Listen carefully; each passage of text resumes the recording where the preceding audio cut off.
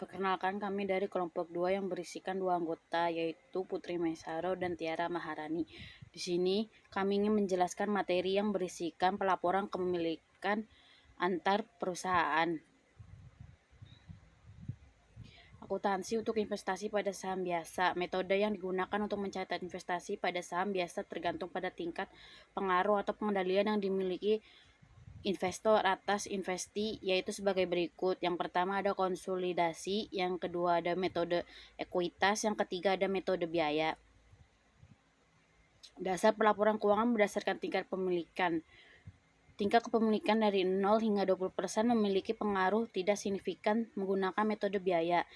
Yang kedua itu tingkat pemilikan 20% hingga 50% memiliki pengaruh signifikan menggunakan metode ekuitas. Yang ketiga itu tingkat pemilikan 50% memiliki pengaruh signifikan menggunakan konsolidasi. Dasar metode biaya, investasi dalam perusahaan lain yang dicatat dengan menggunakan metode biaya dicatat oleh investor berdasarkan biaya historisnya. Prosedur akuntansi berdasarkan metode biaya.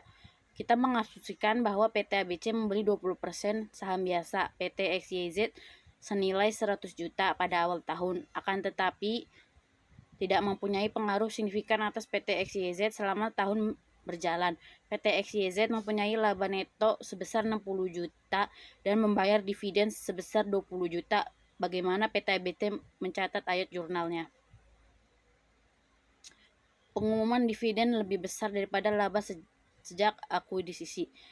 Semua dividen diumumkan oleh investe yang lebih besar dari laba sejak diakuisisi oleh investor dianggap oleh investor sebagai dividen likuidasi.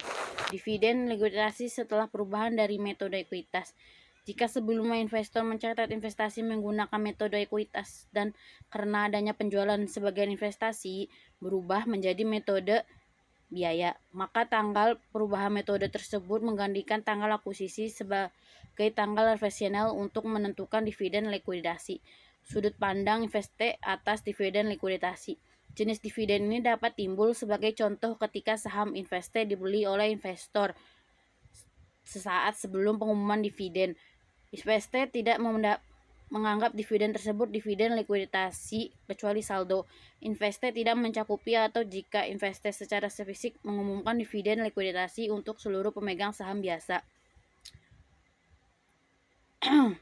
Akuisisi pada tanggal inter. Masalah yang timbul adalah penentuan apakah sebagian dividen yang diterima oleh investor merupakan dividen likuidasi. Investe mengumumkan dividen sesaat setelah investor membeli saham investe. Selanjutnya ada perubahan jumlah saham yang dimiliki. Perubahan dalam jumlah saham investasi dari dividen saham, pemecahan saham, atau pengembalian saham tidak menyebabkan adanya pengakuan formal dalam pembukuan investor. Pembelian dan penjualan saham hanya memerlukan ayat jurnal saja.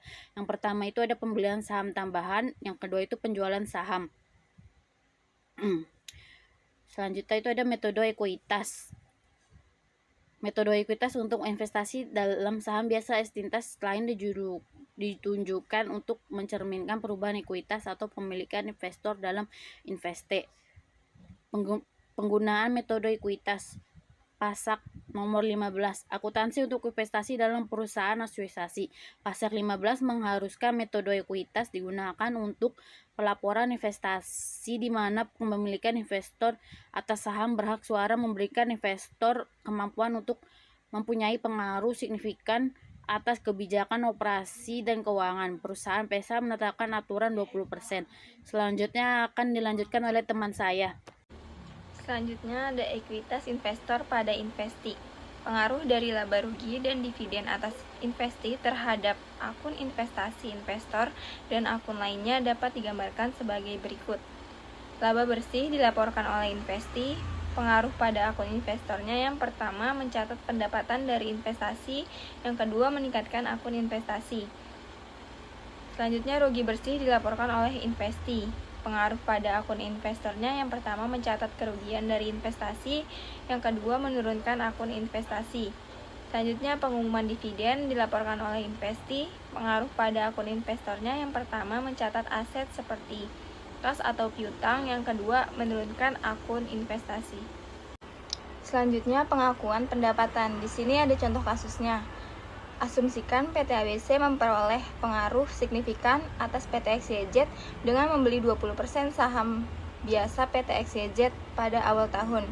PT XYZ melaporkan laba sebesar 60 juta untuk tahun berjalan. Bagaimana PT ABC mencatat bagiannya atas laba sebesar 12 juta tersebut? Selanjutnya ada contoh kasus dari pengakuan dividen. Jika PT ABC memiliki 20% saham biasa di PT XYZ dan PT XYZ mengumumkan serta membayar dividen tersebut sebesar 20 juta, bagaimana ayat jurnal yang dicatat dalam pembukaan PT ABC untuk mencatat bagiannya atas dividen tersebut? Selanjutnya contoh kasus dari nilai tercatat investasi. PT ABC mengakuisisi 20% saham PT XYZ senilai 100 juta. PT XYZ memperoleh laba sebesar 60 juta dan membayar dividen sebesar 20 juta. Oleh karena itu, nilai tercatat investasi pada akhir periode adalah 108 juta. Bagaimana perhitungannya? Berikutnya ada contoh kasus dari akuisisi pada tanggal interim. PT ABC mengakuisisi 20% saham PT XYZ pada tanggal 1 Oktober 20X1 senilai 109 juta. PT XYZ mengakui laba secara merata selama tahun tersebut sebesar 60 juta dan membayar dividen sebesar 20 juta pada tanggal 20 Desember tahun 20X1. Oleh karena itu, nilai tercatat investasi di akhir periode adalah 108 juta. Bagaimana dengan perhitungannya? Selanjutnya ada perbedaan antara biaya perolehan investasi dan nilai buku yang mendasari. Yang pertama ada amortisasi atau penghapus bukuan selisih. Pendekatan yang digunakan adalah dengan mengurangi pendapatan yang diakui investor dari investi dan saldo akun investasi. Jurnal yang digunakan yaitu pendapatan dari investi pada investasi saham biasa investi. Yang kedua ada pelepasan selisih aset terkait. Merupakan selisih terkait dengan aset tertentu dan dari investi. Contohnya bagian PT Antariksana atas keuntungan yang dilaporkan PT Barapanas sebesar 20 juta. Bagian selisih PT Antariksana yang terkait dengan tanah sebesar minus 6 juta. Sehingga keuntungan yang diakui PT Antariksana sebesar 14 juta. Beberapa pertimbangan sehubungan dengan metode ekuitas. Yang pertama, penentuan pengaruh signifikan. Yang kedua, laba antar perusahaan yang belum direalisasi. Yang ketiga, aturan tambahan dari PSAK 15. Yang keempat, bagian investor atas laba komprehensif lainnya.